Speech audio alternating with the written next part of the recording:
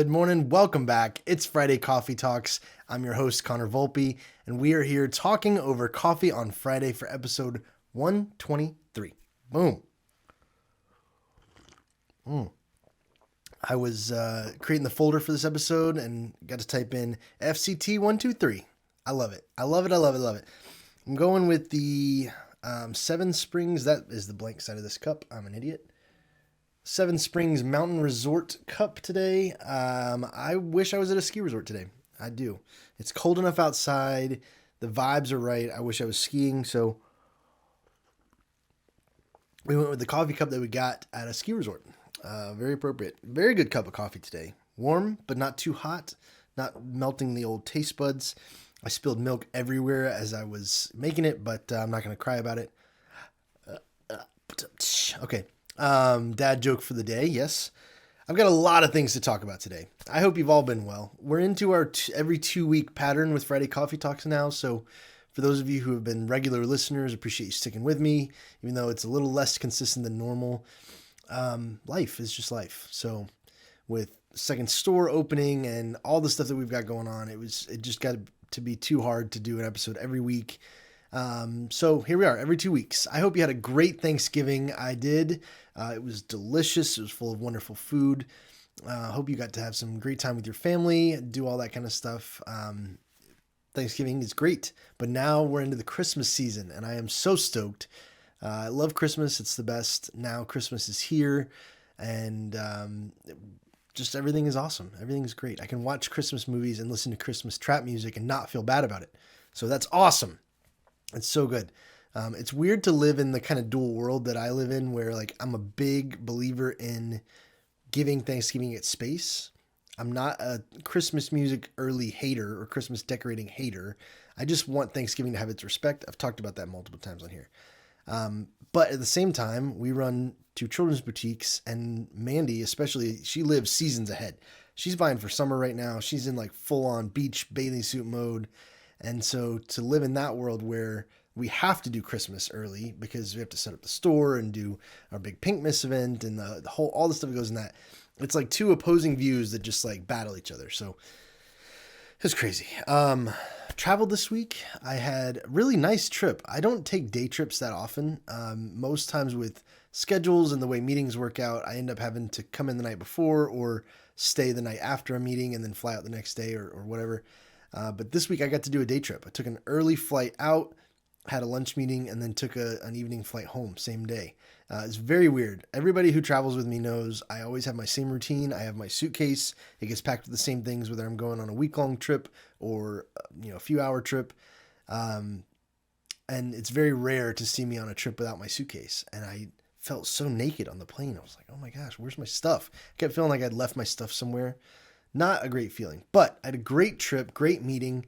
I had just a good experience. I went to a new town and I very rarely get my haircut anyways. As a bald guy, I just shave my head on my own every time. But in some strange cases, probably twice a year, maybe I'll go get my haircut at a barber. And I love when I get to do it. It's great. And this was no exception. I very rarely get my haircut on the road just because, it's tough to fit in time-wise and all that kind of stuff. And my experience has been trying to find a barbershop when I'm on the road is extraordinarily difficult. I remember one time in Raleigh, I was there for a conference and I spent like multiple hours trying to find a barbershop that not only was open, but took credit cards because I didn't have any cash. I walked all over downtown Raleigh trying to find a haircut. Ended up finally getting one and it worked out. But anyways, long story, I was in a new town this time, found a barbershop. It was wonderful. The place was brand new. They just opened in February. And so it was really nicely done inside. It was a men's barbershop. So everything like spoke to my sensibilities. She shaved my head. She trimmed up my beard. She got me all sorted for my meeting. And it was awesome. Wonderful experience. So thank you so much. That was great. Had my lunch meeting, delicious lunch, really good spot. And then I went and sat at a coffee shop and worked for the afternoon before I had like a 5:30 flight. So had a couple hours at a coffee shop, found a local spot, got some coffee, got some work done. it's just the best. I mean, that's the day. Like I can't even. It was so good. But I saw some things on this trip, and I wrote them down because I wanted to remember all of them. This was just a trip from the airport. I think I got to the airport at 5 on Wednesday, and I didn't land back home until about 10 p.m. Maybe 8. I don't know, late after dark. And I just saw things the whole day, just like weird stuff. It was so weird, and it started right when I walked into the airport. So I wanted to make sure I don't forget. So I have my list here. Excuse me. When I first walked into the airport, the very first thing I saw, I came in from the little, the new bridges at the Atlanta airport from the parking deck. I walk in, and just to the left of the door, there is a man laying there, um, curled up around a pecan pie on the bench. I, yeah, it was weird. It was really weird. He was laying there, and the pecan pie was open, and the lid was sitting next to it too. So he was like kind of in the fetal position around it, like almost like when you're a kid and you're like guard your plate at lunch so nobody messes with it. That's kind of what he was doing. He's laying there with his pecan pie, and there was a fork in the pie. It was like a whole pie, like a whole tray with a pie, and he'd eaten probably about 2 slices worth, and was sleeping next to his pie at 5 o'clock in the morning. And there were other people sitting with him. He wasn't the only person there. It was just weird. I was like, what? That's weird. I mean, I like pecan pie, but I don't know that I would cuddle one. That was odd. The next thing is there was a lady sitting across the aisle from me on the plane. I'm an aisle seat guy, and I look at my surroundings when I'm on planes. The lady across the aisle from me, generally what you see on planes is somebody will be working. They'll have a laptop. Or they'll have, like a romance novel or a mystery novel, something they grab at the like the Hudson's, whatever, in the airport, or maybe a magazine. No, this lady, she bucked all conventional norms, and she was reading a cookbook. Yeah, I thought it was odd. And it wasn't like a Joanna Gaines cookbook where there's, a lot of pictures and stories and all that kind of stuff. It was just like a straight up recipe list. It was, you probably couldn't even call it a cookbook. And she flipped page by page and she read that cookbook. The whole flight was, that was very bizarre. Like, wow. Okay. Thanksgiving just ended, but maybe she's getting ready for Christmas. Who knows? I'll give her the benefit of the doubt, I guess. What else? I grabbed a beer at the airport on my way home, and a guy sat down next to me and had a really thick book called What Happened in Wuhan. And I was like, all right, man, I don't care to read that book, but you do you, boo. And I did not ask him. I did not ask him what happened in Wuhan, so we may never know. I don't know. And the last thing that I saw on this trip was on the flight home. Well, there were 2 things on the flight home. Number 1 was the couple sat behind me had been there to pick up their puppy from the breeder. And they were very nice. Let me start by saying that when they got on the plane, the puppy was yelping and howling. And they were like, I'm sorry, everybody. We just got him. We got him 2 hours ago. We're taking him home. But they'd gone to pick up their little Labradoodle puppy from the breeder, and they were flying home. And I know that they can't help it, but just for future reference, like if you're going to pick up a puppy from the breeder, you should probably drive home from wherever you are. For the sake of the people around you, like, don't do that. The puppy was pretty well behaved, but he whined the whole flight. So an 8-week-old puppy that they'd had for 2 hours immediately shoved in a bag under my seat. And he sat there for the whole flight and whined.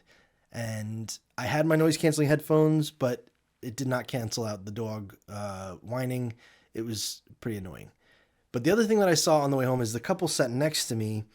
They did not have a Kindle, or they did not have a cookbook. They didn't have anything like that. It was a husband and wife, an elderly husband and wife, and they read one book together on her phone. They shared it the entire flight. I love Mandy very, very much, but I don't think that I could spend an entire 2-hour flight reading the same book as her on one iPhone screen between us. And it wasn't like she held it out so that he could see it and they read it together. It was like she was reading her book and he was craning his neck to like read it over her shoulder, but she would wait for him to change the pages. That would drive me bonkers. So I couldn't do it. Props to this elderly couple. They're I don't know. better people than me. I have no idea. I couldn't do it. 2 people, 1 book. No. Yeah. So that's what I saw at the airport this week. What a wild week. The one thing I want to talk about today, very sales specific. So, if you're here to hear stories about me and my life and my children, you can go ahead and tune out now. If you're here for that hot sales gossip, let me hit you with it right now. I'm starting a new segment. We're a coffee themed podcast. So this one's called Caution, Steaming Hot Tip. It's a steaming hot cup of tip for you salespeople. How'd I do, Mandy? Let me hit you with this. I am probably not unlike most of you in that I am seemingly collecting email inboxes. Yes, my chair is sinking. Hold on.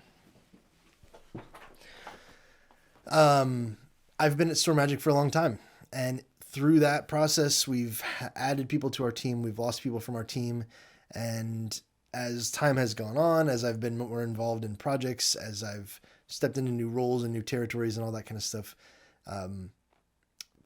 it has fallen to me to take inboxes of people who have left the company. So I'm probably up to a handful now of people whose old Store Magic emails are forwarding to my inbox. I don't get a ton of email stuff from them, especially work-related stuff. I get a ton of spam that's addressed to people who have used to work at Store Magic. But I get a lot of email. What that also allows me to do is to see trends and like people trying to game the system. So this is my tip for you. If you're doing automated emails, don't do blast emails to an entire company, because I suspect that I'm not nearly the only person in my position where I'm getting emails from multiple people. This is exactly what I'm talking about. Let me show you. So this was the other day. In the span of 1 minute, I got 3 of the exact same email from the same person addressed to different people within our company.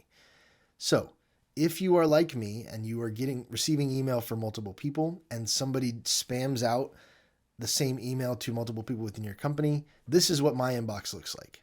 I suspect for a lot of you who are doing prospecting, this is what a lot of your emails look like if you're just sending out mass emails to a lot of people. So what's the tip here? Don't do this. I mean, if I'm seeing this, the spam filters, the inbox management stuff, SalesLoft probably, there are systems within everybody's companies that are tracking this kind of stuff. And your emails are not making it through. In fact, exactly the opposite. Your emails are getting picked up by spam filters. They're getting blocked. They're definitely not getting to the people that you want them to. So don't do this. If you're doing sales prospecting, send emails to people.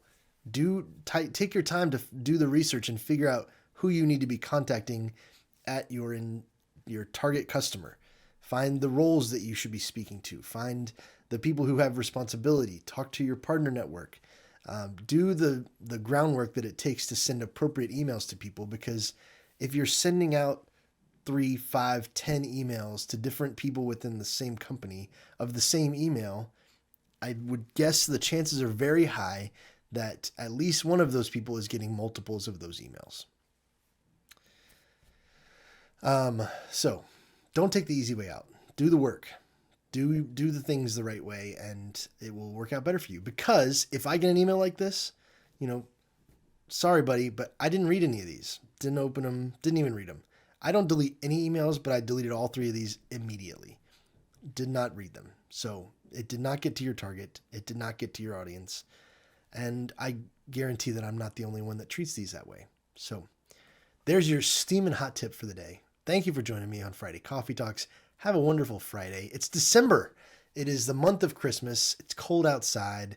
I got my slippers on my feet. It is a wonderful day. I hope you have a great day and a great weekend. Thank you for joining me, and I'll catch you next week.